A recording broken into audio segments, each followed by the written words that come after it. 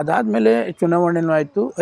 6 ಜಿಲ್ಲೆಗೆ ಟೂರ್ ಹಾಕಿದ್ರು ಅಶೋಕ್ ನೇತೃತ್ವದಲ್ಲಿ. ಇದು ರಿವ್ಯೂ ಯಾಕೆ ಸೋತರು ಪಕ್ಷ ಅಂತ ಹೇಳಿ ಮಾಡೋಕ್ಕೆ 6 ಜಿಲ್ಲೆಗೂ ಕೂಡ ಕಾನ್ಸಂಟ್ರೇಷನ್ ಮಾಡಿದ್ದೀನಿ.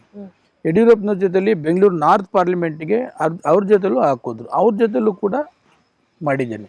ಅನೇಕ ಪ್ರೆಸ್ ಮೀಟ್ ಮಾಡಿದ್ದೀನಿ, ಪಕ್ಷದ ಕಾರ್ಯಕ್ರಮ. ಆಮೇಲೆ ಅಸೆಂಬ್ಲಿಲೂ ಕೂಡ BJP ಪರವಾಗಿಯೇ ನಾನು ಅಸೆಂಬ್ಲಿಲೂ ಕೂಡ ಮಾತನಾಡಿದ್ದೀನಿ. ಎಲ್ಲ ಕೂಡ ಅಲ್ಲಿ ಗಂಟ ಯಾವುದೂ ಕೂಡ ಪ್ರಾಬ್ಲಮ್ಮೇ ಇಲ್ಲ. ಏಕಾಏಕಿ ಒಂದ್ಸಾರಿ ಏನು ಮಾಡಿದ್ರು ಇವರು, ಯಾರೆಲ್ಲ ನನಗೆ ವಿರೋಧ ಮಾಡಬೇಕು, ಯಾರೆಲ್ಲ ಸೋಲಿಸ್ಬೇಕು, ಯಾರೆಲ್ಲ JD ಜೊತೆ ಒಳ ಒಪ್ಪಂದ ಮಾಡ್ಕೊಂಡಿದ್ರು, ಅವ್ರು ಇದಕ್ಕಿದ್ದಂಗೆ ಸನ್ಮಾನ ಸಮಾರಂಭ ಏರ್ಪಾಡು ಮಾಡಿದ್ರು. ಅವ್ರು ಸನ್ಮಾನ ಸಮಾರಂಭ ಮಾಡೋಕ್ಕೆ ನಂದೇನು ಅಬ್ಜೆಕ್ಷನ್ ಇಲ್ಲ. ಆದರೆ ನನ್ನ ಫೋಟೋ ಹಾಕಿ ಎಂಟೈರ್ ಕ್ಷೇತ್ರಕ್ಕೆ ನನ್ನ ಫೋಟೋ ಹಾಕಿ ಅವ್ರದ್ದು ಸನ್ಮಾನ ಮಾಡ್ತಾರೆ. ನಾನು ಆಗ ಸೀರಿಯಸ್ ತಗೊಂಡೆ. ನಾನು ಸೋಲ್ಸೋಕ್ಕೆ ಮಾಡಿದಂಥವ್ರು ನನ್ನ ಫೋಟೋ ಯಾಕೆ ಹಾಕ್ತೀರಿ ನೀವು?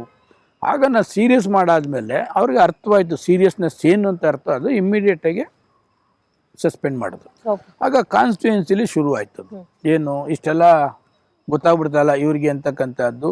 ನಾನು ಯಾವುದೋ ಫಂಕ್ಷನ್ ಮಾಡಲಿ, ಕಾನ್ಸ್ಟಿಟ್ಯೂನ್ಸಿಲಿ ವೈಯಕ್ತಿಕವಾಗಿ ಮಾಡಲಿ, ಸರ್ಕಾರದ ಮಾಡಲಿ, ಎಲ್ಲ ಕಾರ್ಯಕ್ರಮನ ಅವಾಯ್ಡ್ ಮಾಡ್ಕೊಂಡು ಬಂದರು, ಯಾವುದೂ ಬರಲಿಲ್ಲ. ಆಗ ಪಕ್ಷಕ್ಕೂ ಕೂಡ ನಾನು ಹೇಳಿದೆ, ಅವರು ಏನು ತಲೆ ಕೆಡ್ಸ್ಕೊಂಡಿಲ್ಲ, ಆಯಿತು ಇದೆಲ್ಲ ಕಾಮನ್ನು ಮಾಡಲಿಲ್ಲ.